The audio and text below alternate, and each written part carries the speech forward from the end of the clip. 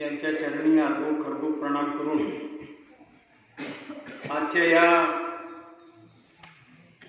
त्रिवेणी संगमासाठी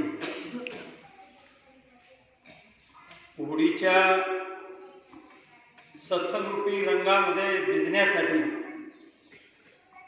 गुरु महाराजांवर अपरंपार अशी निष्ठा, प्रेम, श्रद्धा असलेले सर्व विविध संगतमधून आलेले सर्व सत्संगी बंधू भगिनी, बालमित्र सगळ्यांचं प्रथमतः मी आश्रमाच्या वतीने हार्दिक स्वागत पण करतो आणि आपल्याला धन्यवादही देतो की आपण महत्त्वाच्या पर्वावर आज या ठिकाणी उपस्थित आहात. त्याचप्रमाणे ज्या आमच्या आईचा आज 83 वर्ष पूर्ण झाले, 84 मध्ये पदार्पण,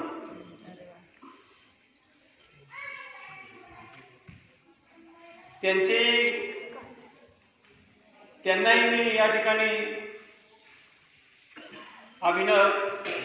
अभिवादन करतो. आशीर्वाद तर पहिले तर मी स्वतःला खूप धन्य समजतो. धन्य याच्यासाठी समजतो की गुरु महाराजांनी खूप आशीर्वाद दिले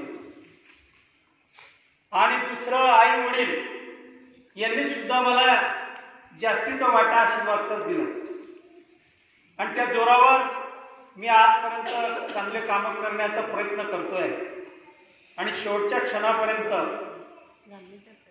जेवढे समाजाचे असतील, गुरूंचे असतील, चांगले काम करण्यासाठी मला ऊर्जा गुरु महाराजांनी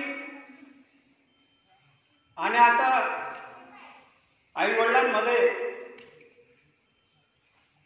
वडील तर गेले पण आईची शिल्लक आहे, तिचे आशीर्वाद आहेतच. पण अशा प्रसंगी वडील सुद्धा असायला पाहिजे होते. त्यांची कमी आहे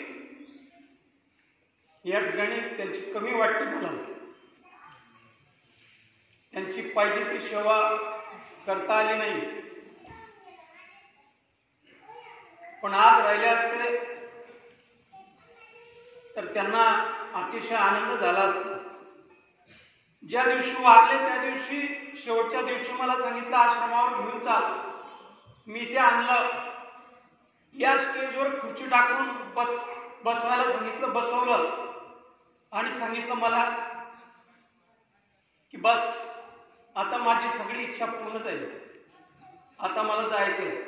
आणि त्या दिवशी संध्याकाळी 8 वाजता त्यांनी प्राण सोडले.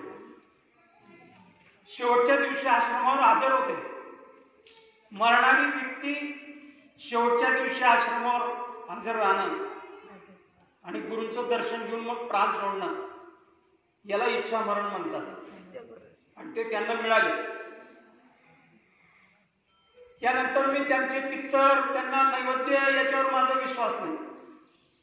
माणूस गेल्यानंतर दाखवलेलं प्रेम हे काहीच कामाचं नाही. जगाला देखावा फक्त तो आहे. आणि खरोखर गुरु महाराजांनी त्यांना ते स्थान दिलं असावं, कारण गेल्यापासून ते फक्त एकच वेळा स्वप्नात आले, नंतर आलेच नाही. बराच प्रयत्न करतो की आले पाहिजे स्वप्नात, परंतु येत नाही. याचाच अर्थ असा की ते गुरु महाराजांच्या चरणी लीन झाले. असो, ही वैयक्तिक माझी परिवाराची स्टोरी आहे. आज खरं म्हणजे होली पौर्णिमा, मथुरेला मोठा उत्सव हा साजरा होतो. आपली ही जानकीराम बापूंनी सांगितलं की ही आपली छोटी मथुरा, उखळवाडी, भारतातली 2 नंबरची मथुरा, छोटी मथुरा. आणि या ठिकाणी आपण आलेलो आहोत. आजचं खरं महत्व वक्त्यांनी सांगितलं या ठिकाणी की आजचं खरं महत्व काय की आपल्यामध्ये जे दोष आहेत त्यांना आज जाळून टाकायचे. लाकडं जमा करायची, गोऱ्या जमा करायच्या, ते पूजायच्या आणि पूजून तिथे नैवेद्य दाखवायचा. होळीचं पूजन झालं समजायचं, दुसऱ्या दिवशी मांस खायचं, दारू प्यायचं, काही त्याला अर्थ नाही. आम्ही तो होळीच करत नाही. आम्ही लाकडांची पूजा करायला जात नाही, होळीची पूजा करायला आम्ही जात नाही. आमच्या घरापुढेच असते नाही जात. हा जगाचा देखावा आहे. उडी खरी आहे की दरवर्षी आपण ठरवायचं की माझ्यातला एक दोष मला काढायचा आहे, कमी